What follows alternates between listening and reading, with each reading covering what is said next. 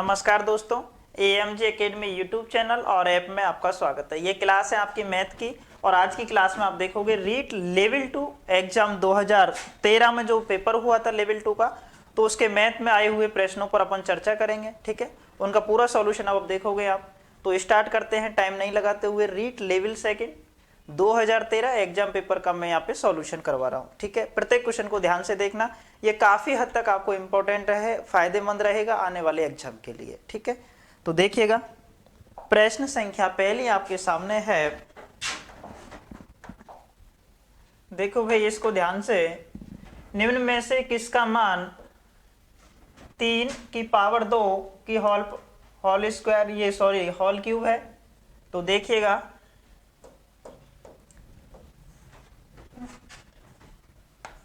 तीन की पावर 2 और इसका फिर है होल क्यूब। जब भी देखो भाई इस तरह से पावर हो तो वो पावर गुणा हो जाती है क्या। इसको मैं लिख सकता हूं क्या, 3 की पावर 6 लिख सकता हूं ना, 2 गुणा 3, 3 की पावर 6। लेकिन इसमें पूछा है निम्न में से किसका मान के बराबर नहीं है, के बराबर नहीं है, इस वैल्यू के बराबर इनमें से कौन सा मान नहीं है। तो देखो भाई, संख्या थी मेरे पास 3 का वर्ग और इसका भी होल क्यूब यानी कि 3। इसको मैं ऐसे भी तो लिख सकता हूं, 3 का वर्ग कितना हुआ 9, ठीक है, और इसका ये क्यूब 9 की पावर 3 लिख सकता हूं ना। तो यानी कि ऑप्शन ए भी सही है, बी भी सही है। 27 मैं इसको इस तरह से भी लिख सकता हूं भाई, देखना 3 की पावर 3 की पावर 2, ठीक है, 3 की पावर 3, टोटल पावर तो 3 की पावर 6 हो ही रहा है ना। तो इसको मैं ये भी लिख सकता हूं 27 की पावर 2, ठीक है, 3 गुणा 3 गुणा 3 किया तो 27 और 27 की पावर 2 ये भी लिख सकता हूं। तो क्या नहीं लिख सकता मैं, 6 की पावर 3 नहीं लिख सकता, ये गलत हो जाएगा यहाँ पे। और पूछा क्या था अपन से, कौन सा बराबर नहीं है, तो यहाँ पे बराबर नहीं है 6 की पावर 3। आगे समझ में चले, देखिएगा नेक्स्ट प्रश्न, प्रश्न संख्या 2 अब आपके सामने है। a प्लस बी का होल स्क्वायर बराबर a square plus B square plus 2ab के बारे में निम्न में से क्या सत्य है। यह एक सर्वसमीका है, यह एक समीकरण है। ऑप्शन सी है ए तथा बी दोनों सत्य हैं, ऑप्शन डी है ए तथा बी दोनों असत्य हैं। तो जो ये आपके सामने है ए प्लस बी का होल स्क्वायर बराबर A square plus B square plus 2ab, ये एक सर्वसमीका है। और इन दोनों में डिफरेंस क्या होता है सर्वसमीका में और समीकरण में, तो मैं बता दूं आपको, समीकरण वह होता है जिसमें एक निश्चित मान के लिए दोनों साइड, एक तो LHS होता है, एक RHS होता है। ये LHS है, ये RHS है। तो एक निश्चित मान पर समीकरण में ये दोनों बराबर होते हैं केवल एक मान पर, है ना। जबकि सर्वसमीका में ये सभी मानों के लिए ही LHS बराबर RHS होता है। तो यहाँ पे हो जाएगा ये क्या, यह एक सर्वसमीका है। चलो मैं अगले प्रश्न पे और बात करते हैं, प्रश्न संख्या 3 की। देखिएगा, व्यंजक 27x³ plus 27x square y plus 9x y square plus y cube को y प्लस 3x से भाग देने पर प्राप्त भागफल तथा शेषफल बराबर है। ठीक है, क्या है ये, भागफल तथा शेषफल बराबर है। चलो देखते हैं इस प्रश्न को, फिर अपन को आंसर देना है इन ऑप्शन से। देखिएगा, सबसे पहले मैंने लिखा इस व्यंजक को 27x³ plus 27x square y plus 9x y square plus y cube. अब मैं भाग दूंगा, ठीक है भाई, देखना ध्यान से। और अब मैं भागफल को यहाँ लिख रहा हूं ऊपर, है ना, किसको, भागफल को। किसका देना है भाग देना है मेरे को y प्लस 3x का, ठीक है। तो y प्लस 3x, इसको मैं इस तरह से भी तो लिख सकता हूँ 3x प्लस y, कोई दिक्कत नहीं है ना इसमें। तो उल्टा ही तो लिखा है, y प्लस 3x 3x प्लस वाई, कोई दिक्कत नहीं है भाई। देखना, अब मैंने सबसे पहले इस 3x को गुणा करके क्या लाना है मेरे को, 27x की पावर 3। तो देखो किस संख्या से गुणा करूं कि ये हो जाए, तो देखना ध्यान से, एक x तो यहाँ है, एक्स क्यूब बनाना है तो एक्स स्क्वायर से तो गुणा करूंगा, ठीक है। अब 3 है यहाँ पे, 27 बनाना है तो किससे गुणा करूंगा, 9 से गुणा करूंगा। तो सबसे पहले मैंने भाग दिया 3x का, 9x स्क्वायर से गुणा किया तो 9 3 27 और x, तो ये हो गया एक्स क्यूब। अब देखो भाई यहाँ पे क्या है, बाई है, बाई को इससे गुणा किया तो ये आ गया 9x स्क्वायर वाई। अब घटाने पर चिन्ह चेंज हो जाते हैं, तो देखो ये तो गया कट, ये प्लस के हैं 27, ये माइनस का है 9, घट जाएगा, क्या बच गया 18x स्क्वायर बाई, उतार लिया मैंने इसको भाई 9x बाई स्क्वायर। अब देखो मेरे को इसका भाग देना है इसमें, यानी कि 3x तो है, 18 बनाना है तो 6 से गुणा करूंगा। अब 18x बाई तो बन गया, लेकिन x स्क्वायर होना चाहिए भाई ये, तो देखो x से गुणा कर दिया, अब क्या हो जाएगा, 6 18x by x square by, तो एक बार बाई से और गुणा करना पड़ेगा 6x बाई से। देख लो भाई 3x गुणा, जब मैं 6x बाई करूंगा तो 3 6 18, x गुणा x किया तो x स्क्वायर और ये बाई, इसके बराबर हो जाएगा ना। और अपन को जब भी भाग देना हो तो इस तरह से देख लिया करो, क्योंकि एक ना एक संख्या को अपन को काटना होता है पूरी तरह से। तो ये भाग दिया मैंने तो 18x स्क्वायर बाई, अब 6x बाई से मैंने बाई को गुणा किया तो ये हो जाएगा क्या, 6x बाई स्क्वायर। घटाने पे चिन्ह चेंज हो गए, यानी कि ये तो गया कट। अब देखो माइनस का चिन्ह है, प्लस के 9x बाई स्क्वायर माइनस के 6x बाई स्क्वायर, तो प्लस के बच जाएंगे कितने, 3x बाई स्क्वायर। आगे की संख्या मैंने ये उतार लिया क्या, by cube plus by cube. अब मेरे को फिर देखो भाई 3x प्लस बाई को किससे गुणा करूं कि मेरे ये आ जाए, तो मैंने इसको गुणा किया बाई स्क्वायर से, तो 3x by square plus by cube. चिन्ह चेंज हो गए भाई, ये भी कट गया, ये भी कट गया, यानी कि शेषफल मेरे पास बचा 0 और भागफल आपको दिख रहा होगा सामने, 9x square plus 6x by plus by square, यानी कि ऑप्शन सी है, और शेषफल क्या है, 0 है। कोई दिक्कत है कि भाई इसमें, ठीक है। तो आराम से ये क्वेश्चन हो गया अपन से, और बिल्कुल आपको ये ध्यान रखना है कि किस तरह से मैंने यहाँ पे भाग दिया था, है ना। ठीक है, चलें आगे, देखिएगा प्रश्न संख्या 4। एक कक्षा में कितने विद्यार्थी हैं, 54 विद्यार्थी हैं। यदि छात्रों की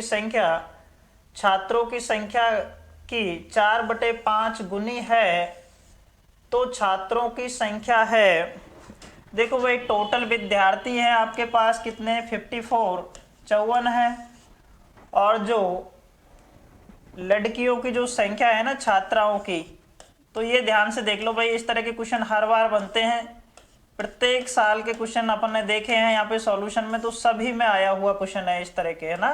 केवल संख्या चेंज होती है भाई। छात्राओं की संख्या 4/5 गुनी किसकी, छात्रों की संख्या की, तो छात्रों की संख्या।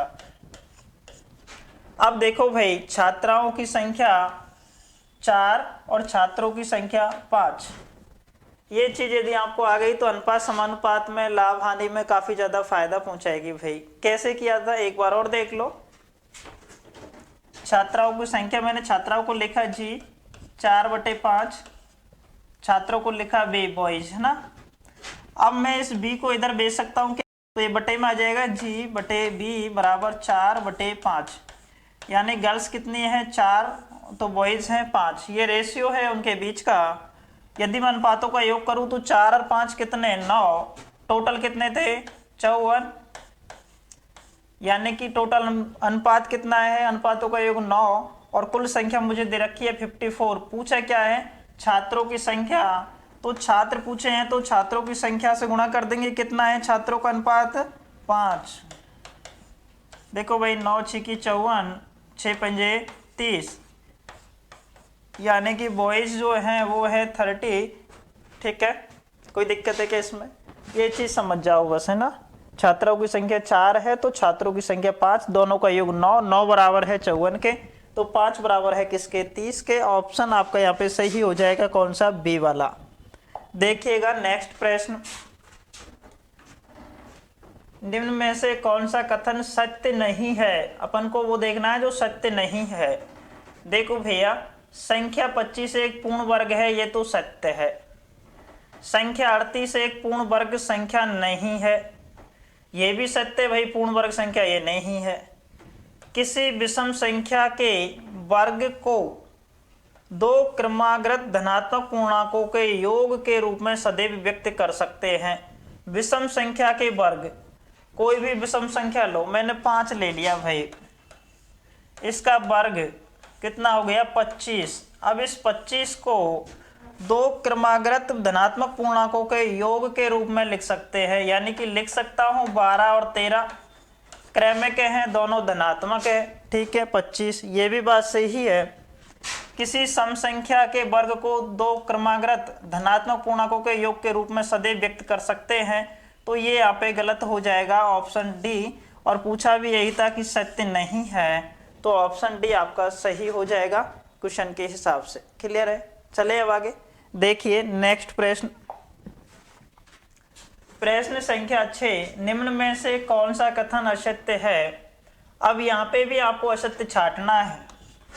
ठीक है, बेसिक फॉर्मूले यदि आपको याद है तो यहाँ पे कोई दिक्कत आपको नहीं होने वाली। देखो भाई, सबसे पहले छूट, और छूट किस पे निकाली जाती है, तो मैंने जब भी लाभ हानि आपको पढ़ाया होगा तो हर बार बताता हूँ कि छूट हमेशा और हमेशा अंकित मूल्य पर निकाली जाती है।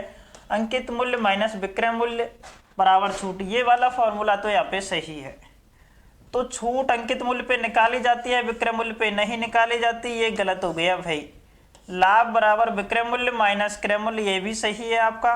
हानि बराबर क्रय मूल्य माइनस विक्रय मूल्य, ये भी सही है। तो आपका जो आंसर हो जाएगा वो हो जाएगा बी, क्योंकि मुझे ढूंढना क्या था, असत्य ही तो ढूंढना था। यहाँ तक कोई दिक्कत है क्या भाई? यदि नहीं है तो चलते हैं इससे अगले प्रश्न पे। देखिएगा प्रश्न संख्या 7, ए अनुपात बी समानुपात सी अनुपात डी, तो संख्याएं ए सी डी वित्ततानुपात में होती हैं। वित्ततानुपात में होती हैं, इसका मतलब क्या हुआ? सबसे पहले तो समझो भाई, ए अनुपात बी समानुपात सी अनुपात डी। ठीक है, इसमें क्या होता है, समानुपात में बाह्य पदों का गुणनफल बराबर मध्य पदों का गुणनफल। ठीक है,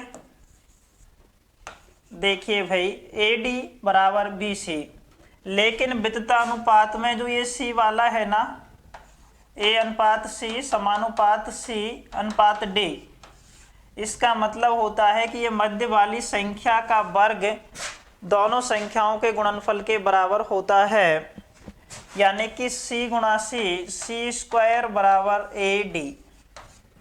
पूछा क्या है कि इनमें से कौन सा सही है, तो देखो भाई, यहाँ पे सी स्क्वायर कब आया, जब ये b बराबर c होगा तभी तो c स्क्वायर आएगा।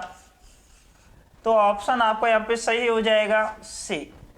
और वित्ततानुपात का मतलब भी यही होता है कि मध्य पद का वर्ग दोनों संख्या जो दे रखी है ना डिजिट, इनका गुणनफल के बराबर होता है। क्लियर है? और ये कब होगा, जब b बराबर c होगा। देखो यहाँ पे मैं b बराबर c कर दूंगा तो ये c स्क्वायर हो गया, c स्क्वायर बराबर ए डी। अब ये क्या है, वित्ततानुपात में है। ठीक है, चलते हैं नेक्स्ट प्रश्न पे और देखिएगा अगला प्रश्न। प्रश्न संख्या आपके सामने है 8, 210 रुपए को राम और श्याम में 7:3 के अनुपात में बांटने पर दोनों के द्वारा प्राप्त धन रुपयों में होंगे। ये तो बहुत ज्यादा आसान क्वेश्चन है भाई आपके सामने। अनुपातों में बांटना तो आपको आता ही होगा। देखो भाई, टोटल जो राशि है वो कितनी है, 210 रुपए है। मैंने लिख दिया यहाँ पे 210। बांटना किस हिसाब से है, एक को तो 7 देना है, दूसरे को 3 देना है, टोटल कितना है 10। टोटल है 10, तो 210 बटे 10। सबसे पहले मैं डिवाइड कर रहा हूँ राम का हिस्सा, तो 210 10 के बराबर है, राम का हिस्सा है 7, 0 से 0 कैंसिल, 21 गुणा 7 करना है भी, कितना आ जाएगा 7 दूनी 14, 147। ठीक है, यदि मुझे श्याम को भी बांटना है तो देखिएगा टोटल तो है 210 और अनुपातों का योग भी 10 ही है। श्याम का जो अनुपात है वो 3 के बराबर है, तो 21 गुणा 3 की है तो कितना आ गया भाई 63, यानी कि 147 और 63। क्लियर है भाई ये? तो यहाँ पे आपका ऑप्शन हो जाएगा ए वाला। चलें अब आगे देखिएगा, नेक्स्ट प्रश्न आपके सामने है, निम्न में से कौन सा बराबर नहीं है? कौन सा बराबर नहीं है देखना है, ध्यान रखना भाई। 2013 में जो पेपर हुआ था इसमें असत्य नहीं है, इस तरह के बहुत ज्यादा क्वेश्चन आए थे ना। उस चक्रवृद्धि ब्याज के जो कि 48,000 रुपये पर 3 वर्ष के लिए, देखो पैसे यहाँ पे हैं कितने 48,000, ठीक है, और आपकी यहाँ पे दर कितनी है 5%, और टाइम है 3 वर्ष, कोई दिक्कत नहीं है ना, वार्षिक हिसाब से लगाया जाए। अब चक्रवृद्धि ब्याज इसके बराबर ही कौन से का नहीं है ये देखना है। 4 ऑप्शन है आपके पास, है ना। अब देखो मैं चारों में तुलना करूंगा, ध्यान से देखना भाई, है ना। तो देखिएगा सबसे पहले मैंने उठाया पहले ऑप्शन को, चक्रवृद्धि ब्याज 48,000, यानी कि मूलधन तो समान ही है ना, कोई दिक्कत नहीं है, मूलधन तो समान है भाई। रुपए 1.5 वर्ष के लिए 10% की दर से 6 महीने के हिसाब से। अच्छा, चक्रवृद्धि ब्याज मैंने जब पढ़ाया था तो आपको बताया था कि दर जो रेट होती है, दर होती है, वो 6 माही हो तो क्या करते हैं, समय का दुगना और रेट का आधा कर देते हैं भाई। तो देखो पैसा तो ये है 48,000, समय का दुगना करूंगा 1.5 वर्ष का दुगना 3 वर्ष, क्लियर है, और 10% दर है, इसका आधा 5%। भाई बात तो यही बन गई ना, 48,000 रुपये 5% की दर, 3 वर्ष 48,000 रुपये, 3 वर्ष के लिए 5% की दर, तो ब्याज तो समान ही आएगा। इसका तो समान नहीं आएगा, वो उसको मुझे सही करना है। चलो दूसरे ऑप्शन पे चलते हैं। 48,000 रुपये हैं, पैसे बराबर है भाई 1 वर्ष के लिए 15% की दर से 4 महीने के हिसाब से। अब जो दर है आपकी हर 4 महीने में ब्याज लिया जाएगा, ठीक है, 4 मासिक दर है। अब बताओ 4 मासिक दर है तो 1 वर्ष में 4-4 महीने के कितने पेयर बनेंगे, तो 3 बन जाएंगे ना, यानी कि समय को तो आपको कर देना है 3 गुना और 1/3 कर देना है दर का। देखो भाई टाइम था 1 वर्ष, इसका 3 गुना कर दिया तो 3 वर्ष, ठीक है, और दर थी 15%, इसका 1/3 करोगे तो कितना आ जाएगा 5%, यानी कि दर भी आपकी 5% हो गई, टाइम भी 3 वर्ष है, मूलधन वो ही है, इसका ब्याज भी उसी के बराबर आएगा। अभी तक कोई दिक्कत हमें नहीं है, हमको ढूंढना वो है जिसका ब्याज उसके बराबर नहीं आए। चलिए पैसा 48,000, 9 महीने का आपको ब्याज निकालना है, किससे 20% की दर से और 3 महीने के हिसाब से। जब भी दर त्रैमासिक हो तो करते क्या है, टाइम का 4 गुना कर देते हैं और दर का 1/4 यानी कि 1/4 से गुना कर देते हैं दर को। तो टाइम का मैंने 4 गुना किया, 9 चौके 36 बोले तो 3 वर्ष ही हो गए, और जो दर है इसका 1/4 यानी कि 5%। बात तो वही है भाई, मूलधन भी सेम ही दे रखा है तीनों ऑप्शनों में, दर भी सेम ही है 5%, टाइम भी 3 वर्ष है, यानी कि इन तीनों का ब्याज तो समान ही आएगा। पूछा है समान आएगा तो ऑप्शन डी आपका सही हो जाएगा। यहाँ पे प्रश्न के हिसाब से पूछा यही था कि कौन बराबर नहीं है, तो ऑप्शन डी बराबर नहीं है, पढ़ने की जरूरत नहीं है क्योंकि 3 ऑप्शन अपन ने पढ़ के देख लिए। फिर भी देख लो इसमें क्या कह रहा है, ये मूलधन दे रखा है 48,000, 1 वर्ष के लिए 15% की दर से 6 महीने के हिसाब से। जब 6 माही है तो समय का दुगना 2 वर्ष, है ना, और जो दर है उसका आधा 7.5, तो इससे कभी ये आंसर नहीं आएगा जो कि उसके बराबर आ जाए। तो क्लियर हो जाएगा, ऑप्शन कौन सा, डी वाला मेरा सही नहीं है, ठीक है। तो ऑप्शन डी यहाँ पे प्रश्न के हिसाब से सही है, जो कि इनके बराबर नहीं होगा। चलता हूं अगले प्रश्न पे, देखिएगा बड़े ध्यान से। क्वेश्चन नंबर 10 आपके सामने है और ये कह रहा है कोई व्यक्ति है एक्स 100 रुपए की एक साड़ी को 10% के लाभ पे बाई को बेच दिया और बाई उसी साड़ी को 10% हानि पर जेड को बेच दिया, तो जेड उस साड़ी को कितने रुपए में खरीदता है। अब देखना भाई ध्यान से, ये तो है एक्स, ये है बाई, ये है जेड, इसने लिया 10% का लाभ लिया तो मैंने इसको प्लस में लिख दिया, इसने हानि पे लिया था तो ये हानि लिख दी भाई आगे। अब देखो 100 रुपए की वस्तु थी, 10% लाभ पे बेची होगी तो कितने में बेची होगी, 110 पे। यहां तक तो कोई दिक्कत नहीं है ना, 100 का कितना भी परसेंट निकालो उतना ही निकलता है, 100 का 10% 10। अब इसने 110 रुपए में बाई ने खरीदी थी लेकिन बेची कितने में, यानी कि 10% की हानि हुई थी उसे। तो देखो 110 का 10% कितना होता है, 11 रुपए की हानि होगी ना, तो 110 में से 11 घटा दो भाई, 11 रुपए की हानि खाई, यानी कि 99 रुपए में जेड को बेची और जेड ने खरीदी कितने में, 99 में। पूछी यही था कि जेड उस साड़ी को कितने रुपए में खरीदता है, तो 99 रुपए में खरीदता है। चलो आगे देखिएगा, नेक्स्ट प्रश्न अब आपके सामने है। यदि दो समांतर रेखाओं को एक तिर्यक रेखा काटती है तो उनसे बनने वाले कोणों के लिए निम्न में से कौन सा कथन सत्य है। ठीक है, अपन को देखना है कि कौन सा कथन यहाँ पे सत्य है। तो ज्योमेट्री जब भी स्टार्ट होती है सबसे पहले यही पढ़ाया जाता है कि जब दो समांतर रेखाओं को, अभी मैं समांतर रेखाएं बनाऊंगा भाई, यहाँ पे देखना ध्यान से। ठीक है, दो समांतर रेखाएं बना दी, अब इनको कोई तिर्यक रेखा काटेगी तो क्या होगा, देखो भाई ध्यान से। ये दो समांतर रेखाएं हैं, इनको एक तिर्यक रेखा ने काटा। अपन से पूछ रहा है कौन सा सही है, एक एक ऑप्शन को पढ़ेंगे अब, है ना। देखो तिर्यक रेखा के एक तरफ बनने वाले अंतःकोण बराबर होते हैं। तो भाई हमारा नियम क्या कहता है कि जब दो समांतर रेखाओं को एक तिर्यक रेखा काटे तो इसके बनने वाले अंतःकोण ये वाले, है ना, इनका योग 180 होता है। मैंने मान लिया इसको अल्फा इसको बीटा मान लूं, तो अल्फा प्लस बीटा कितना होता है, 180। लेकिन ये कभी नहीं होता कि ये दोनों बराबर हों, तो ये तो हो गया मेरा गलत, मुझे ढूंढना है सही। देखिए नेक्स्ट, एकांतर कोण बराबर नहीं होते। भाई एकांतर कोण तो बराबर होते हैं जो जेड की फॉर्म में बनते हैं। ठीक है, जैसे कि देखो ये बीटा है तो ये भी बीटा ही होगा। क्लियर है, एकांतर कोण समान होते हैं, लेकिन इसने क्या लिखा है, एकांतर कोण बराबर नहीं होते, ये भी बात गलत है इसकी, तो ये भी मैंने काट दिया। चलते हैं इसके पास, संगत कोण बराबर होते हैं।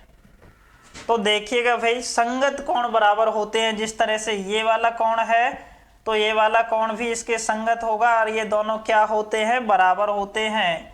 ये बात इसकी सही है। डी वाला भी पढ़ लेते हैं, तिर्यक रेखा के एक तरफ बनने वाले बाह्य कोण बराबर होते हैं। तो ये बिल्कुल जरूरी नहीं है कि एक तरफ बनने वाले बाह्य कोण बराबर होते हैं। ठीक है भाई, एक तरफ बनने वाले बाह्य कोण, ये तिर्यक रेखा है, इसके एक तरफ ये बन रहा और ये बन रहा है, इन दोनों का योग 180 होता है। ठीक है, दोनों का योग 180 तो होता है, लेकिन ये बराबर हो ये बिल्कुल जरूरी नहीं है, तो ये भी गलत है। केवल और केवल सही हो जाएगा संगत कोण बराबर होते हैं। तो भाई संगत कोण, यहाँ पे तिर्यक रेखा जब भी काटती है समांतर रेखाओं को, संगत कोण समान होते हैं। आगे समझ में। चलते हैं अब एक नए प्रश्न पे और देखिएगा प्रश्न नेक्स्ट। प्रश्न संख्या 12 अब आपके सामने है। एक चतुर्भुज की रचना के लिए उसके कम से कम कितने अवयव ज्ञात होने चाहिए। तो चतुर्भुज की रचना के लिए आपको 5 अवयव कम से कम होने चाहिए, भाई याद रखना इसको। होता क्या है, चतुर्भुज में अवयव कितने होते हैं, तो देखो चतुर्भुज में टोटल अवयव होते हैं 10, टोटल एलिमेंट जो होते हैं 10 होते हैं। 4 तो भुजा, 4 कोण और 2 विकर्ण, ठीक है।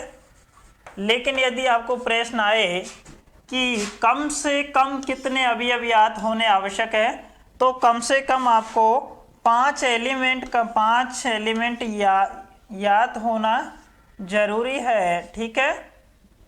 क्लियर है भैया? चलो अब इससे आगे देखिए एक नया प्रश्न। हाँ भाई, प्रश्न संख्या आपके पास है 13। समलंब चतुर्भुज का क्षेत्रफल होता है, तो ये तो सबको याद होगा भाई, पहले जो फील्ड बुक आती थी ना कक्षा 8 में, तब खूब सारे क्वेश्चन बनते थे फील्ड बुक के, और समलंब चतुर्भुज उसी में काम में आता है। इसका फॉर्मूला क्या होता है? तो समलंब चतुर्भुज का क्षेत्रफल बराबर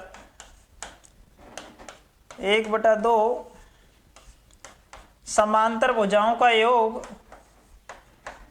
ठीक है, दोनों का योग हो जाएगा समांतर भुजाओं का, गुणा उनके बीच की दूरी, गुणा उनके बीच की दूरी, और वो बीच की दूरी क्या होती है?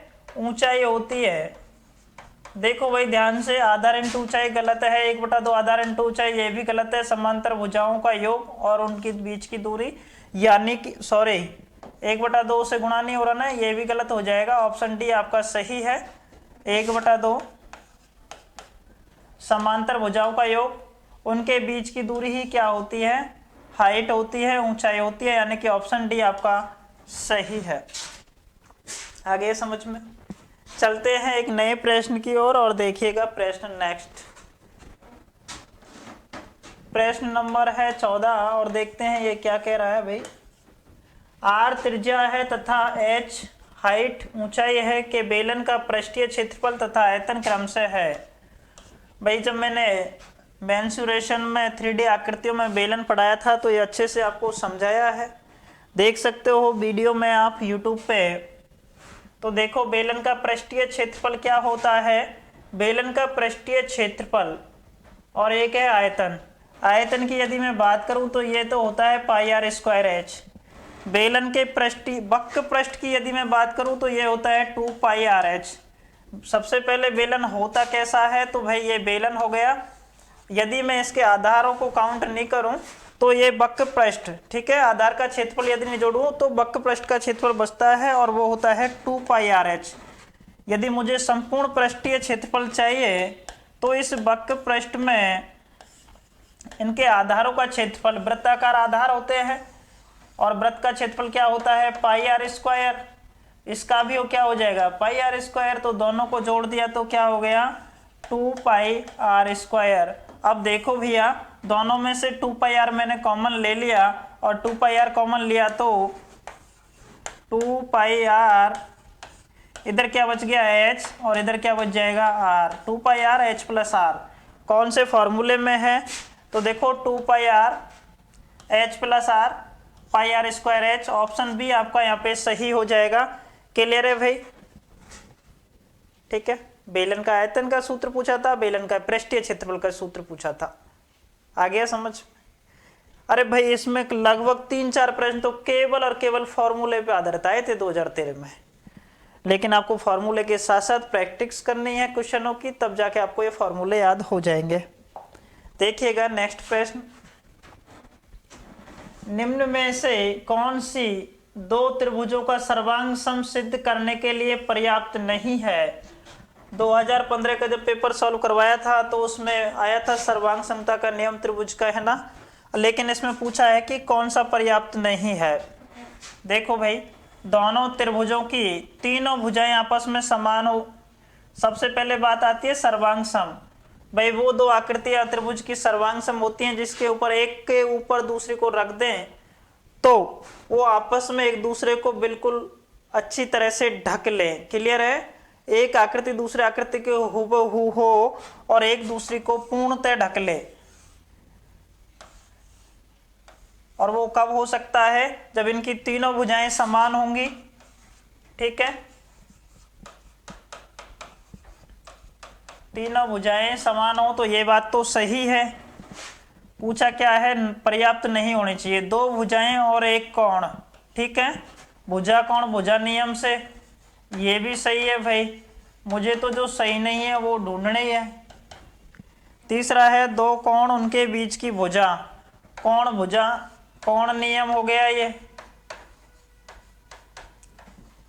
ठीक है भाई। ये तीन नियम तो उसके है ही सर्वांग समता के, तीनों कोण बराबर हो भाई, ये जरूरी नहीं है क्योंकि तीनों कोण समान होंगे तो वो आकृतियां समरूप हो सकती हैं, सर्वांग समता की मैं नहीं कह सकता क्लियरली।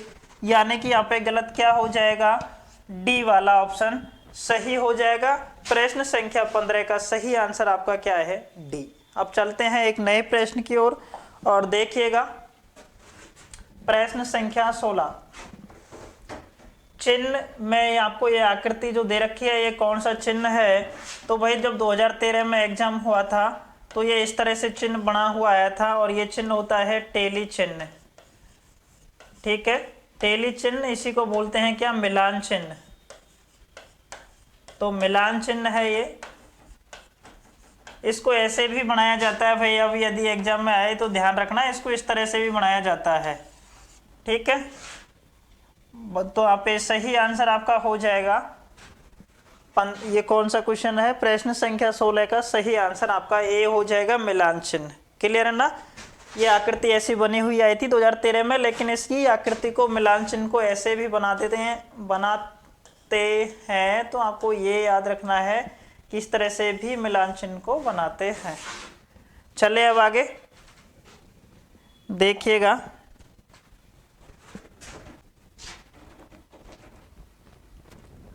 देखिए भाई प्रश्न संख्या 17 आपकी है, आयत चित्र प्रदर्शित करता है असतत वर्गीकृत बारंबारता बंटन, अवर्गीकृत बारंबारता बंटन, सतत वर्गीकृत बारंबारता बंटन, इनमें से कोई नहीं। तो यहाँ पे आपका जो सही आंसर हो जाएगा वो हो जाएगा सतत वर्गीकृत बारंबारता बंटन। प्रश्न संख्या 17 है और इस तरह से इसको बनाया जाता है, ठीक है। चलते हैं अगले प्रश्न पे और देखिएगा अब अगला प्रश्न, इसमें कोई दिक्कत नहीं है ना भाई, ठीक है। देखिए प्रश्न संख्या आपके सामने है 18वां, आंकड़ों 7, 2, 3, 5, 6, 2, 9, 3, 2 के लिए बारंबारता बटन सारणी है। अब आपको ये दो दिख रही होंगी भाई, इनमें से सेलेक्ट करना है कि कौन सी है ना।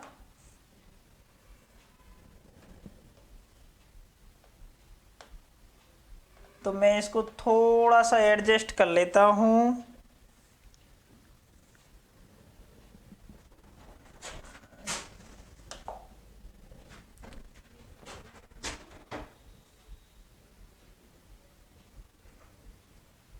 ठीक है भाई, दिख गई होगी अब आपको ये।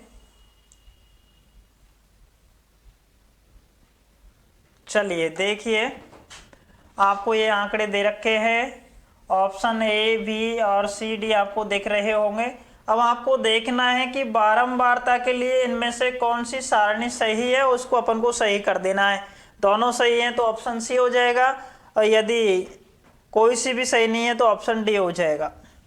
तो देखो जो स्कोर 2 है उसका रिपीटेशन कितनी बार हुआ है, तो देखो 2 एक बार, 2 बार और ये 3 बार, तो 2 3 बार आया है, ये बात सही है। 3 कितनी बार आया है, 1 2, ये भी बात सही है। 4 नहीं आया, ये भी बात ठीक सही है भाई इसकी। 5वें में 5 केवल एक बार, ठीक है। 6 भी एक बार आया है, 7 भी एक बार आया है, 8 नहीं आया और 9 एक बार आया है। यानी कि ऑप्शन ए आपका सही हो जाएगा, जो कि ये बारंबारता बटन सारणी को यहाँ पे प्रदर्शित कर रहा है, ठीक है। ऑप्शन बी की यदि मैं बात करूंगा तो 1 7 बार, तो 1 7 बार यहाँ पे है नहीं, ये गलत हो जाएगा, ऑप्शन ए सही है आपका। चलते हैं अगले प्रश्न पे और देखिएगा, आपको जो ये दिख रहा है ना पाई चार्ट, विद्यार्थियों का एक समूह गर्मियों की छुट्टियों में गया और विभिन्न प्रकार की गतिविधियों की जो गतिविधियां की जो कि निम्न चित्र द्वारा प्रदर्शित हैं सांख्यिकी में। ठीक है, मैं बता रहा था सांख्यिकी में इस प्रकार के आंकड़ों के प्रदर्शन को क्या कहते हैं। तो इस तरह से यदि आरेख उन्होंने बना रखा है तो इसको बोलते हैं पाई चित्र। ठीक है, आय चित्र के लिए मैंने वहां पे बताया था असतत, है ना, और दंड चित्र के लिए सतत वर्गीकृत, और एक होता है बारंबारता बहुभुज। तो अपन को तो ये देखना है कि यहाँ पे ये जो आरेख है ये किसका है, तो ये पाई चित्र का आरेख है। चलिए देखते हैं अगले प्रश्न को, और ये इस सीरीज का लास्ट प्रश्न है भाई 20वां। 30 प्रश्न आते हैं आपके, 10 तो होते हैं मेथड के, और जो 20 हैं वो अपन ने यहाँ पे देख लिए। वर्गीकृत आंकड़ों का बराबर चौड़ाई, भिन्न भिन्न ऊंचाई और बराबर दूरी पर स्थित स्तंभों द्वारा प्रदर्शित करने का तरीका कहलाता है, तो वो कहलाता है दंड चित्र। अब देखो भाई दंड चित्र कैसे बनाते हैं, तो इस तरह से जब प्रदर्शित किया जाता है ये होता है दंड चित्र। ठीक है, यानी कि यहाँ पे इनकी बराबर चौड़ाई, भिन्न ऊंचाई, बराबर दूरी पर, ठीक है, ये बराबर होती है भाई, इनकी बीच की जो चौड़ाई होती है ये भी बराबर होती है, ऊंचाई भिन्न भिन्न होती है। ठीक है, एक यदि मैं बात करूं आयत वाले की तो उसमें इस तरह से बना हुआ होता है, वो आयताकार जो बनाते हैं अपन, जिसकी मैं बात कर रहा था पिछले क्वेश्चन में, लगभग 17-18वां क्वेश्चन था आपका।